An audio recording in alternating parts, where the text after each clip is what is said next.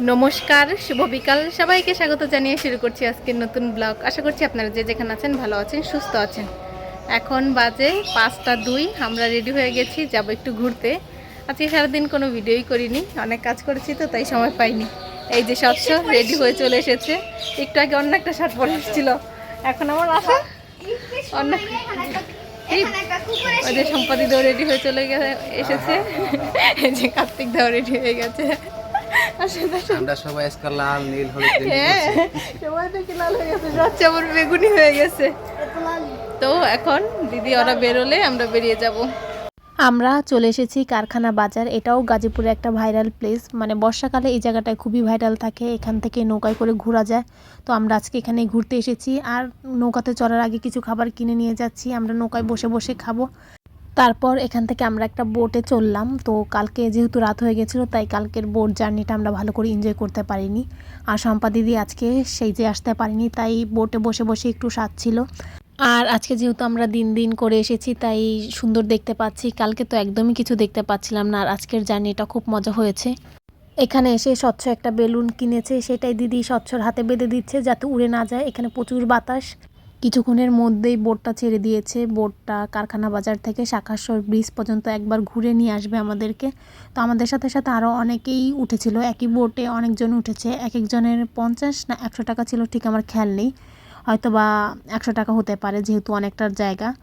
আমরা ভালোই এনজয় করছিলাম। আর আমরা যে বোটে উঠেছি ওই বোটে অনেকগুলো পিচ্ছি উঠেছে। ওরা তো দাঁড়াতে চাইছিল, কিন্তু আমাদেরকে বলে দিয়েছিল বোটে বেশি নড়াচড়া করতে না, দাঁড়াতে না, যেহেতু অনেকজন পিচ্ছি আছে। যদি কোনোভাবে বোটটা ডুবে যায় তাহলে একটা ঝামেলা হয়ে যাবে। আর আজকের আকাশটা একটু মেঘলা মেঘলা সুন্দর, আর নদীতে এত ঢেউ হচ্ছে, মানে আমরা যারা আছি তাদের মধ্যে কেউই সাঁতার পারে না, শুধুমাত্র কার্তিকদা কিছুটা পারে, তবু ভালো করে পারে না।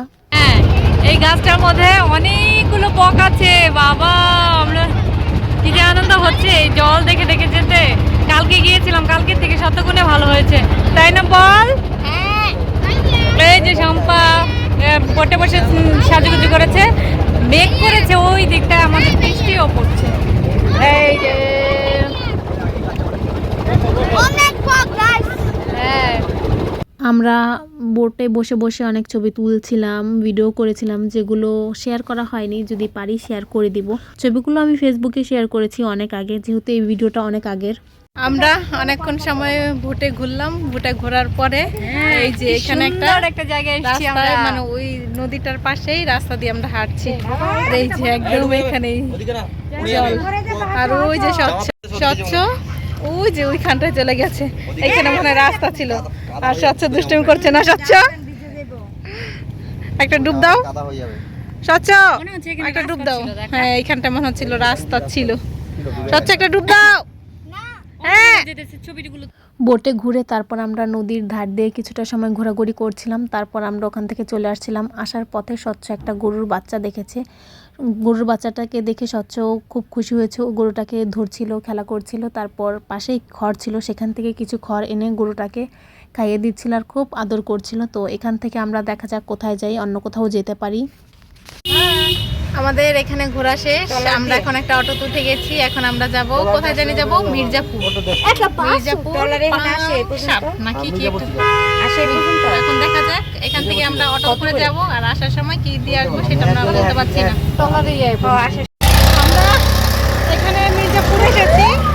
এখন এখান থেকে আমরা কোথায় যাব সেটা বুঝতে পারছি না। তো আবার যদি নৌকা পাই নৌকায় করে যাব, নাহলে আবার অটো করেই যাব।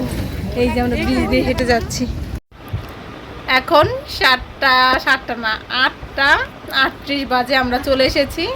আমরা কারখানা বাজারে ঘুরে তারপর আবার মির্জাপুর গিয়েছিলাম। ভেবেছিলাম মির্জাপুর থেকে বোট, মানে ওই যে ট্রলারগুলো নিয়ে কারখানা বাজার আবার আসবো, কিন্তু তখন একটাও ট্রলার ছিল না। আমাদের কিছু সময় ওয়েট করতে হতো। তারপর যদি আবার ট্রলার না পাই, তার জন্য চলে এসেছি, নাহলে ট্রলার করেই আসতাম আবারও।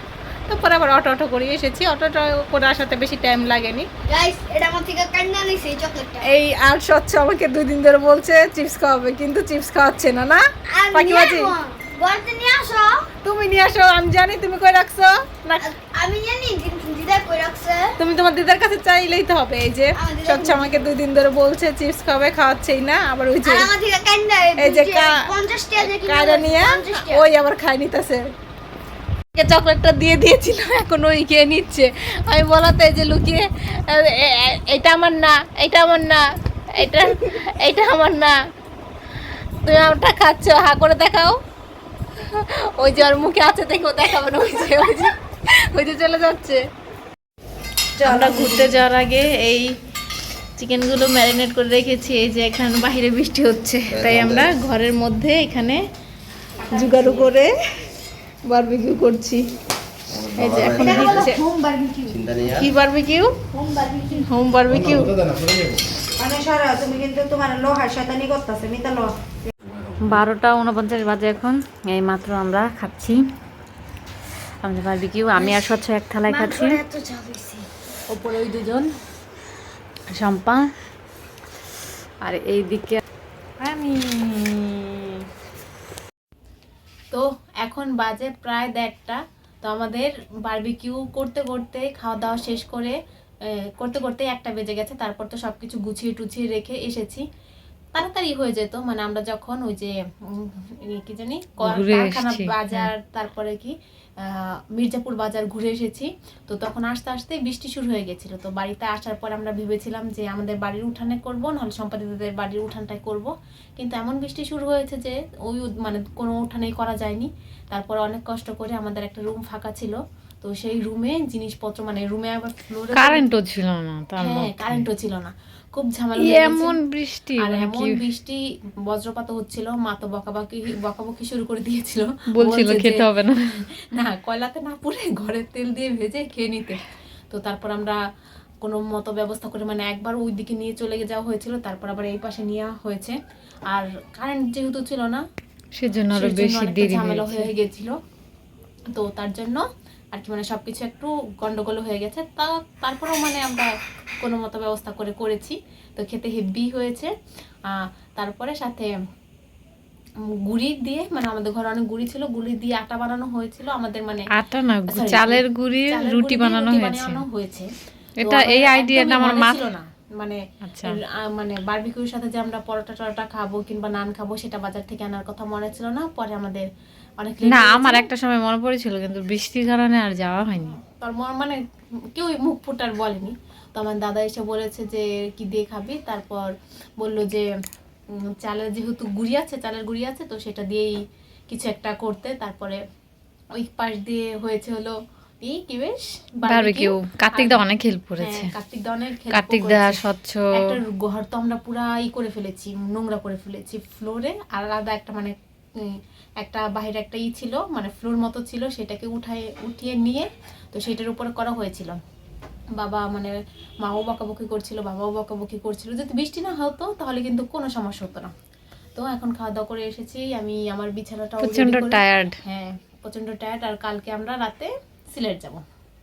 তো হ্যাঁ হ্যাঁ, এখন শুয়ে পড়বো। কালকে রাতেও তো মানে বাসে তেমন একটা ঘুম হবে না, তাই এখন শুয়ে পড়বো। অলরেডি অনেকটা লেট হয়ে গেছে, প্রায় 1:30 বেজে গেছে। তো ভিডিওটা আজকে আমি এখানেই শেষ করছি। যদি কিছু ভালো লাগে লাইক কমেন্ট শেয়ার করবেন। দেখা হচ্ছে পরবর্তী কোনো ভিডিওতে। ততক্ষণ পর্যন্ত ভালো থাকবেন, সুস্থ থাকবেন। Tata, good night.